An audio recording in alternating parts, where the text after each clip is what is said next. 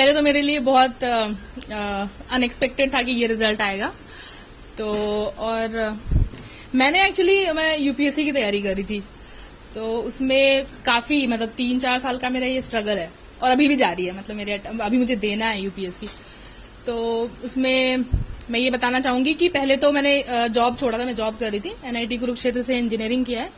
उसके बाद मैं जॉब कर रही थी, जॉब छोड़ा और फिर यूपीएससी की तैयारी कर रही थी। ऐसे एक एक करके स्टेप आगे बढ़ी हूँ मैं यूपीएससी में। एक बार प्रीलिम्स नहीं हुआ, एक बार मेंस नहीं हुआ, फाइनली लास्ट टाइम इंटरव्यू नहीं हुआ और फिर मैंने बिहार का दिया था।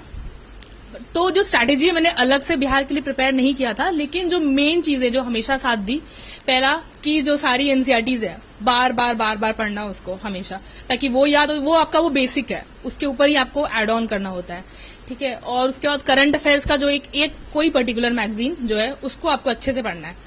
न्यूज़पेपर मैं रेगुलरली पढ़ती थी, बहुत लोग ऑनलाइन पढ़ते हैं, कुछ कुछ पर्टिकुलर आर्टिकल्स पढ़ते हैं। क्योंकि मेरा सोशियोलॉजी ऑप्शनल था तो मैं हिंदू को प्रॉपर मतलब पूरा पढ़ती थी। वो आप चूज कर सकते हैं, या तो आप इंपॉर्टेंट आर्टिकल्स पढ़ लें या फिर आप पूरी पढ़ें। मतलब वो आप पे डिपेंड करता है, ये नहीं कि आप 4-5 घंटे उस पर लगा रहे हैं। बट न्यूज़पेपर इज इंपॉर्टेंट, क्योंकि इस बार का जो बिहार का जो क्वेश्चन था मैंने अलग से तैयारी नहीं की थी, पर जो डोकलाम पे पूछ रहे हैं या फिर कुछ है, वो आपकी अंडरस्टैंडिंग बहुत जरूरी है। क्योंकि लिखना भी बहुत होता है। यूपीएससी में क्या होता है, आपको 100 पेज में खत्म कर दिया, इसमें है कि आपको लिखना है 4-5 पेजेस। तो वो उसके लिए आपको इन डेप्थ अंडरस्टैंडिंग की जरूरत है, तो आपको न्यूज़पेपर पढ़ना पड़ेगा। उसके अलावा ऑप्शनल वो भी मैंने जो यूपीएससी के लिए पढ़ रही थी वही किया है। तो उसमें भी यही है कि आपके खुद के नोट्स होने चाहिए और आप बार बार उसको रिवाइज कर सकें। मतलब क्योंकि वहां पे आपको लिखना है, अच्छे लैंग्वेज में लिखना है, तो सारे ऑप्शनल में यही होता है। आप नोट्स बनाए, जो भी आप पहले कोचिंग से पढ़ लिया, उसके बाद खुद के नोट्स बनाए, उसको रिवाइज करें। मतलब मूल मंत्र जो है रिवीजन है। और जो मेन इंपॉर्टेंट बात ये है कि क्लियर मतलब प्रायोरिटी मतलब होना आपका मन में जो होता है ना, कि वो बहुत जरूरी है कि आपको करना है ये। क्योंकि बहुत लो टाइम आता है। जैसे मेरा फर्स्ट टाइम प्रीलिम्स नहीं हुआ तो लोगों का ऐसा था कि कुछ लोगों और का भी नहीं हुआ तो वो चले गए छोड़ के प्रिपरेशन। बट वो चीज की नहीं यार, करना है, मतलब हो जाएगा। खुद पे फेथ रखोगे तभी पेरेंट्स भी फेथ दिखाएंगे। मैं लकी थी, मेरे पेरेंट्स ने बहुत साथ दिया है।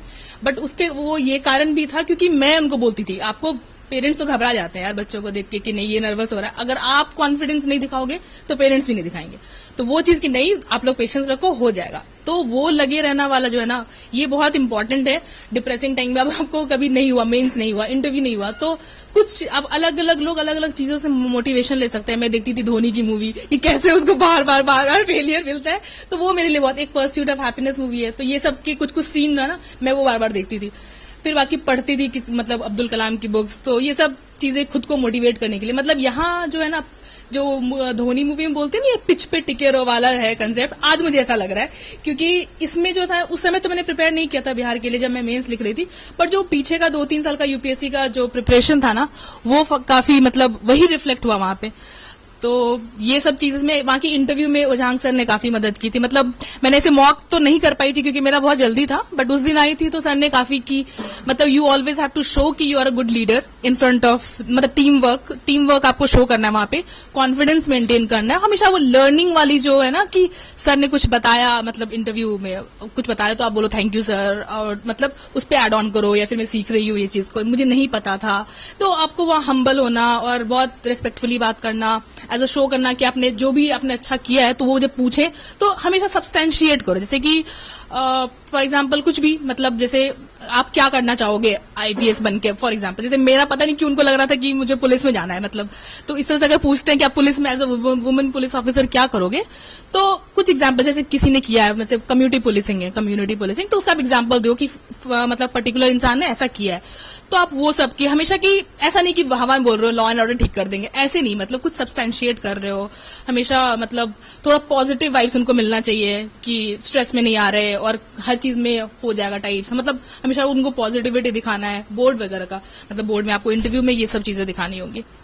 और आप कुछ स्पेसिफिक पूछोगे तो मैं बताऊं। Yes, your questions. Because all of you are the same phase. कभी जैसे मैम भी यहाँ पर थी, तो आवाज नहीं आ रही? ओके। आप कैसे उसको करना चाहोगे? कोई क्वेश्चंस? हाँ, आवाज सर।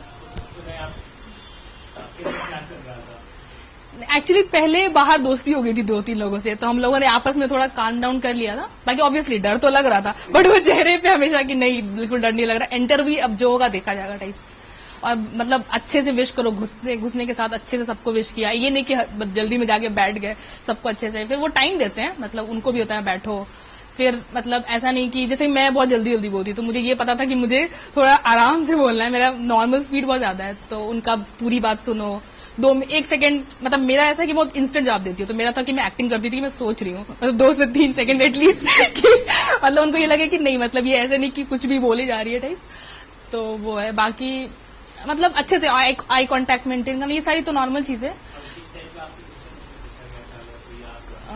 हाँ, क्वेश्चन मेरा पहले आपके बैकग्राउंड से, जैसे इंजीनियरिंग किया तो 1-2 क्वेश्चन इंजीनियरिंग के पूछे, फिर हॉबी में गए, मेरा नॉन फिक्शन रीडिंग बुक्स था, तो किरण बेदी का जो मैंने पढ़ा था यस वी कैन, वो वाला, और फिर उसके बाद अब्दुल कलाम की बुक्स थी टारगेट 2030, तो उनके बारे में क्या, मतलब मैंने बोला कि 1-2 बुक्स पढ़ी है, तो उनके बारे में पूछने लगे वो कि क्या है उसमें, मतलब ये सारी चीजें। उसके अलावा उसने as a women police officer आप क्या करोगे, फिर क्योंकि मेरा साइंस बैकग्राउंड था, तो वो साइंटिस्ट कौन कौन से साइंटिस्ट के बारे में जानते हो, उनका क्या कंट्रीब्यूशन है, वो ऐसे मतलब 1 2 3 4, अच्छा एक बताओ, फिर दूसरा बताओ, फिर तीसरा बताओ, ऐसे मतलब काफी, जब तक मेरा एग्जॉस्ट नहीं हुआ लिस्ट तब तक वो पूछते रहे। फिर जॉब किया है, तो मेरा क्योंकि न्यूमेटिक्स इंजीनियरिंग में जॉब था, तो उनको ज्यादा आइडिया नहीं था उसके बारे में, बट फिर भी वो कि मतलब जैसे नोएडा से थी मैं, तो उनको अभी वहां एक लाइन कौन सी खुली है मेट्रो की, वो बताओ, फिर तुम जहां से पढ़े हो वहां का लोकल रेलवे जोन कौन सा है, तो ये सारी बहुत कॉमन सेंस क्वेश्चन नहीं आ रहा था मुझे, जैसे 1-2 तो ठीक है, जैसे वो नहीं पता था मुझे कि कौन सी मेट्रो लाइन खुली, aqua greater Noida, Noida to greater Noida, तो ठीक है, मतलब ही वॉज ओके। फिर उसके अलावा भी कि क्या करना चाहोगे as a women police officer, ये तो मैंने बताया, और यही सब है। Thank you. जैसे कि यूपीएससी और बीपीएससी का जो फील्ड है वो थोड़ा डिफरेंट है, जैसे कि बीपीएससी हो गया तो हिस्ट्री पे ज्यादा फोकस करता है, जो स्टेटमेंट, और बीपीएससी में 5वां ऑप्शन भी रखा है, तो आपने उसको कैसे टेकल किया, क्योंकि आपको यूपीएससी की तैयारी कर रही थी, हाँ, वहाँ पे फिर जाके फिर आपने हिस्ट्री पे ज्यादा फोकस किया, या वो 5वां ऑप्शन को कैसे आपने टेकल किया? हाँ, ये 5वां काफी डाउटफुल रहता है हमेशा, खास करके मैथ्स वाले क्वेश्चन में, क्योंकि उसमें आपके आंसर अगर नहीं निकल रहा तो आपको लगता है 5th ऑप्शन होगा, तो उसमें वही है कि मतलब घबराना नहीं है, टाइम भी काफी होता है बिहार वाले में, जो आपके ऑप्शनल मतलब वो जो क्वेश्चन है आपको सोच सोच के ही करना पड़ेगा, मतलब टफ तो होता है। बाकी प्रिपरेशन में पॉलिटी सब सारा सेम है, हिस्ट्री के लिए कोई पर्टिकुलर बुक जो है वही है कि जो भी आप चुने उसको बार बार पढ़े तो हो जाता है। जैसे करंट अफेयर्स पे ज्यादा फोकस रहता है बिहार के प्रीलिम्स में, तो काफी वेबसाइट्स हैं जिसमें करंट अफेयर्स काफी डिटेल्ड में आते हैं। बिहार यूपीएससी के करंट मतलब प्रीलिम्स में इतना करंट अफेयर्स फोकस नहीं होता जितना बिहार के में होता है, तो उसके लिए आपको थोड़ी सी स्ट्रैटेजी, बट एक अगर आप यूपीएससी की तैयारी करते रहे और 1 महीने पहले, मान लीजिए प्री है 1 महीने बाद, 1 महीने पहले आप थोड़ा फोकस कर दें कि अब ज्यादा करंट अफेयर्स पढ़ना है या फिर हिस्ट्री ज्यादा पढ़नी है, बिहार स्पेसिफिक जो भी पढ़ना है, तो वो हो जाएगा, मतलब मैनेज हो जाएगा। बेसिकली आपका जो कोर है ना, मतलब जो हिस्ट्री ज्योग्राफी जो आप सब जो यूपीएससी में पढ़ते हैं, तो वही चीज कोर है आपका, उसको स्ट्रांग कीजिए। बाकी जो एड ऑन्स है, जो फ्रिंज चीजें है ना, उससे ज्यादा फर्क नहीं पड़ता, मतलब आपका कट ऑफ तो क्लियर हो जाएगा। आपको उसमें टॉप तो नहीं करना ना प्रीलिम्स में, आपको तो कट ऑफ क्लियर करना है, तो एंड टाइम में 15-20 दिन पहले, 1 महीने पहले आप उसको जो बाकी एडिशनल एरिया है वो कवर कर सकते हैं। जैसे मेंस की बात करें, हाँ, यूपीएससी का मेंस जैसे आपने बोला कि वहाँ पे हमें शॉर्ट फॉर्म में लिखना होता है, 200 वर्ड से लिखना हाँ, होता है। हाँ, यूपीएससी का हाँ, बिहार फिर आपका क्या स्ट्रेटेजी था राइटिंग्स में, क्योंकि आपको यूपीएससी की तैयारी कर रहे हैं, हाँ, तो राइटिंग्स को फिर आपने कैसे ज्वाइन करना?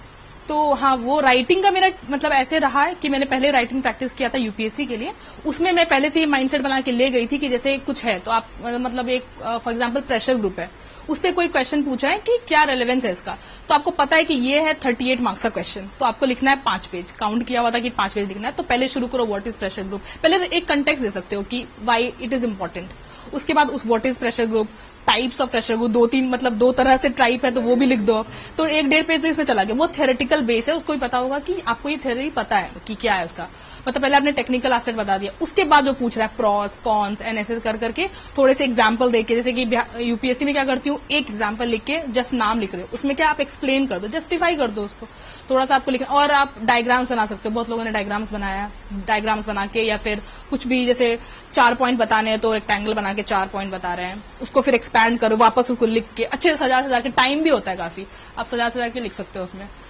और बस यही है। मतलब उसमें पहले से आपको एक बार क्वेश्चन को सोचना है आपको कि इसमें मुझे 5 पेज लिखना है, तो उस हिसाब से लिखना है। अब यूपीएससी में 1 लाइन में इंट्रोड्यूस करो, तो यहाँ 5 लाइन में इंट्रोड्यूस करो, तो उस तरह तो अच्छा है। इनफैक्ट आपकी ना जो लिटरेरी स्किल्स है ना वो दिखती है, कुछ और मतलब कुछ और सोच के किसी का कोट याद आ जा रहा है, मतलब वहां पे थोड़ा वैसा हो जाता है। मुझे भी काफी मतलब उस समय मैं अनप्रिपेयर्ड भी थी, मुझे लगा यार मतलब क्या इतना कैसे लिखो, बट पहले ही पेपर देख के सारे पेजेस को मैंने काउंट कर लिए। 5 क्वेश्चन लिखने हैं, मान लीजिए 40 पेजेस है तो डिवाइडेड बाय 5 इतने भरने हैं, मतलब वहां भरना इंपॉर्टेंट होता है। तो ये तो है मतलब। फिर और कभी कभी ऐसा होता है जैसे मैथ्स वाले क्वेश्चन होते हैं, तो मैथ्स वाले क्वेश्चन में ना पेजेस खत्म हो जाते हैं, कोई बड़ा बड़ा लिख रहा है, तो मेरी हैंडराइटिंग वैसे ही बड़ी है, तो मुझे लगा कि यार मैथ्स में ना खत्म हो जाए, तो पहले ही मैंने डिसाइड कर लिया था कि इस क्वेश्चन में 5 पेज, इससे ज्यादा नहीं, तो छोटे छोटे करके लिखो क्योंकि पीछे आपको लिखना होगा। और उसके बाद एक बार 5 मिनट आप, जैसे यूपीएससी में ज्यादा टाइम नहीं मिलता, उसमें भी आपको 2 मिनट तो आप स्ट्रेटेजाइज फिर भी करते हो ना 2 सेकंड की कैसे लिखना है, इसमें तो आप 5 मिनट अच्छे से दो कि भाई इतना इतना इतना इतना इतना इतना, तो ऐसे करके 5 पेज भर जाए। और कंटेंट भी इंपॉर्टेंट है, ऐसा नहीं कंटेंट इंपॉर्टेंट नहीं है, तो वो तो आप पढ़ोगे तो जब करंट अफेयर से सब कुछ मिला के अच्छे से याद कर करके डिस्क्राइब कर सकते हो। जैसे कि सेंटर का अगर बात करें, जैसे कि यूपीएससी तो थोड़ा अच्छा सेंटर भी देता है, वहाँ का जो कंडीशन होता है क्लासरूम्स का, लेकिन बीपीएससी में मैंने देखा है कि वो ऐसे स्कूल्स होते हैं जहाँ पे बहुत सारे मतलब बेसिक नहीं, ये अब पेपर लिखने से मैं आप सेंटर कैसा है मतलब ये गर्मी का माहौल भी होता है, तो उस चीज में आपने मतलब कि प्रिपरेशन करते समय अपना माइंडसेट क्या होता है या फिर कंडीशन में कैसे ढलेगा? नहीं, वो आपका सबसे इम्पोर्टेंट फिजिकल इंफ्रास्ट्रक्चर से बेटर मेंटल इंफ्रास्ट्रक्चर, जो आप स्ट्रेस है ना वो ज्यादा इम्पोर्टेंट होता है। वो बाकी तो आप एक वो लेके कार्डबोर्ड लेके जा सकते हो, बाकी अलाउड बहुत जगह नहीं भी करते, जैसे एक मैं हटा दिया था, सब लिख रहे होते हैं, सबका वही है कि ऐसा कुछ वो नहीं होगा, आप वो आराम से हो जाएगा। हाँ। कैसा लग रहा था कि हाँ मेरा होने वाला है या नहीं होने वाला? नहीं, बिल्कुल अनएक्सपेक्टेड था। वैसे मुझे ये बैक ऑफ द माइंड ये पता था कि मेंस में जैसा हुआ होगा, मेरा एक्सपीरियंस नहीं था इससे पहले बीपीएससी का, तो मुझे नहीं पता था कि कैसे मार्क्स आएंगे, तो वो पता था मेरे मतलब क्लैरिटी था कि 900 मार्क्स है, वही डिसाइड हो गया होगा। तो इंटरव्यू में मुझे पता था इंटरव्यू अच्छा हुआ था, मतलब खुश थे वो लोग, स्माइलिंग फेसेस थे सबके, तो मुझे लगा। और एक्चुअली लास्ट में बोला भी था वेल डन, एक किसी मेंबर ने बोला था, और जो बोर्ड जो चेयरमैन थे वो भी काफी खुश थे, तो मुझे लगा ये देंगे ठीक ठाक, हम भाई काटेंगे नहीं ऐसे।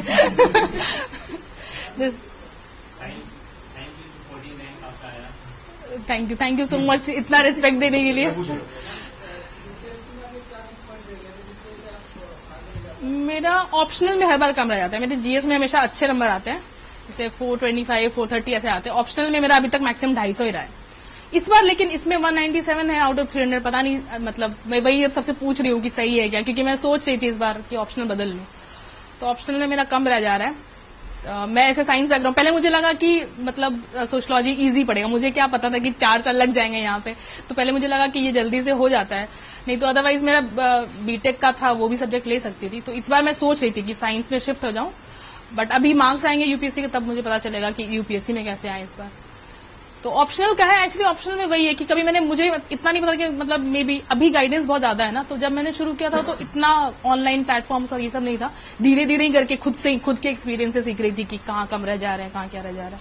बट यूपीएससी भी काफी अनप्रेडिक्टेबल है ना, उसमें ऐसे भी होता है, बहुत सारे फैक्टर्स होते हैं, इंटरव्यू और सब कुछ मिला के, तो बाकी ऑप्शनल अच्छा करना ही बहुत इंपॉर्टेंट है यूपीएससी में। तो मैम जैसे यूपीएससी में जो मेंस लिखते हैं हम, हाँ। अभी हमारी आंसर क्लासेस चल रही है, तो अब जो हमारे सामने प्रॉब्लम आ रही है, आंसर का स्ट्रक्चर तो हो जाता है, लेकिन अगर टाइम के अनुसार, घड़ी के अनुसार 7 मिनट या 8 मिनट में लिखने की कोशिश करें, तो राइटिंग और स्पीड दोनों एक साथ मेंटेन नहीं कर पाते। नहीं, वो शुरू में टाइम लगेगा, हर किसी को लगता है। जैसे पहले मैंने भी शुरू किया, पूरा फुल लेंथ पेपर तो 12 क्वेश्चन से शुरू हुआ, फिर 13, 14, फिर एंड तक आते आते आपके पास शुरू में मेंस से पहले भी आपके पास 3 महीने होते हैं, उसमें आप जब याद करोगे ना, चीजें याद रहेंगी, टिप करेंगे, तो वो फ्लो हो जाएगा। बस अभी आप पहले क्वालिटी पे फोकस करो, बाद में आप क्वांटिटी, नंबर ऑफ क्वेश्चंस, क्योंकि उस समय हो जाता है, जब आप बार बार याद करोगे ना तो आपकी स्पीड ऑटोमेटिकली फास्ट हो जाएगा। और एग्जाम वहां यूपीएससी में तो बहुत ही तेज चलेगी।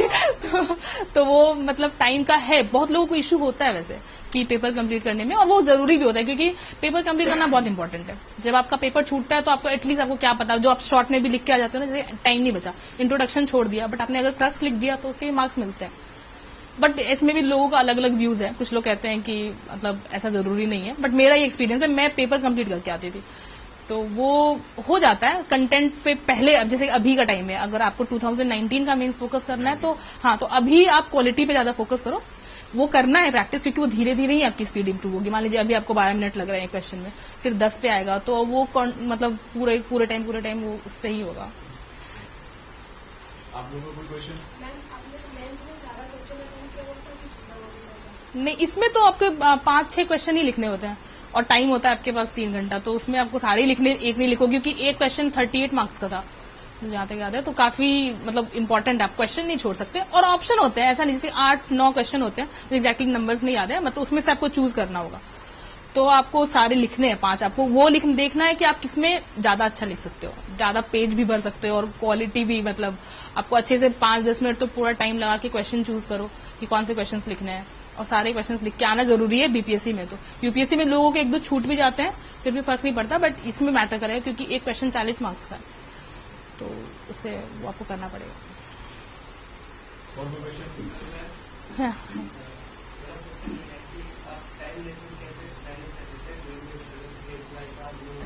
हाँ।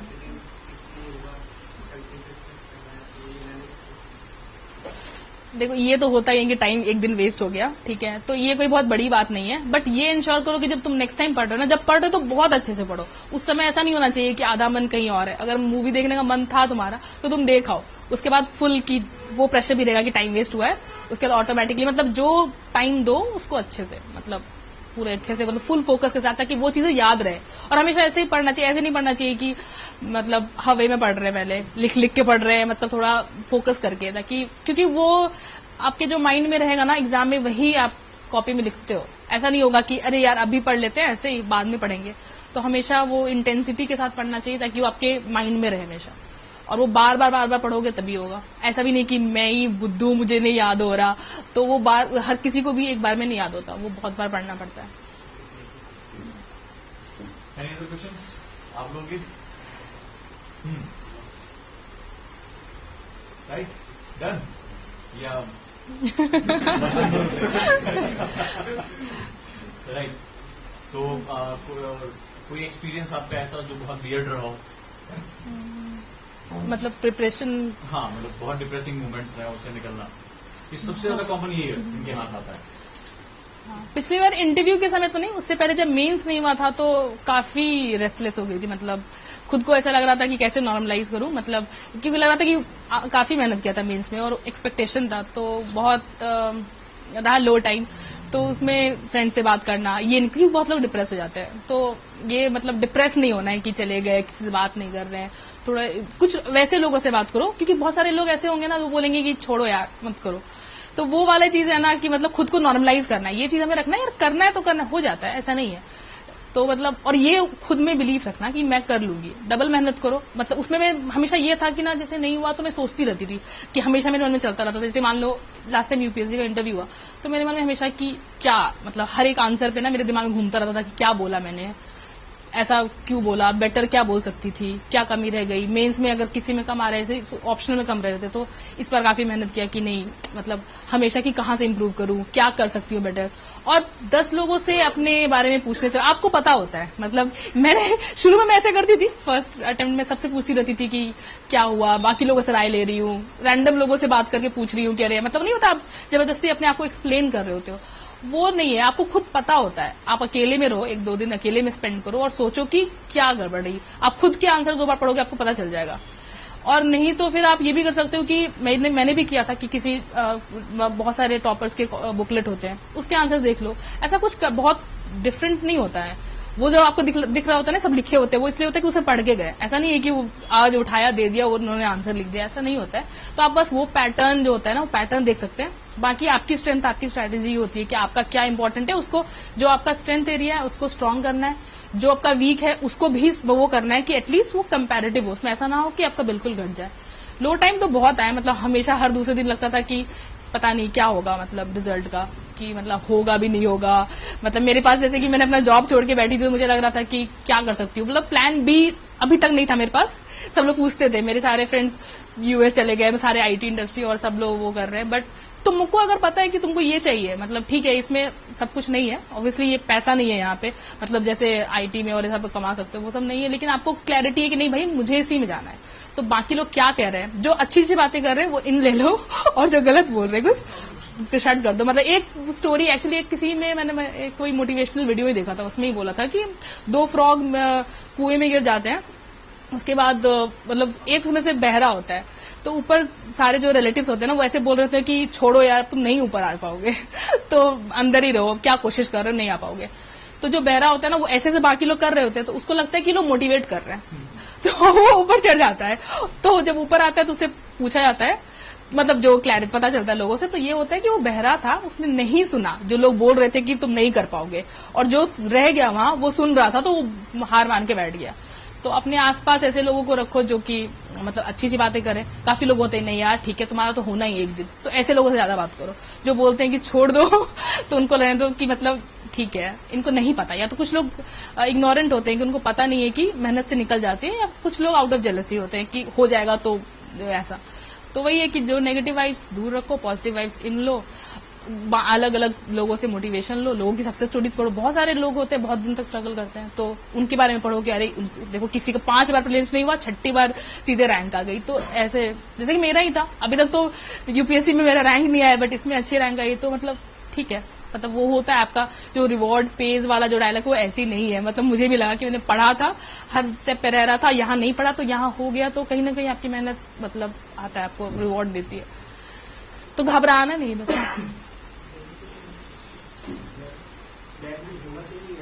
क्या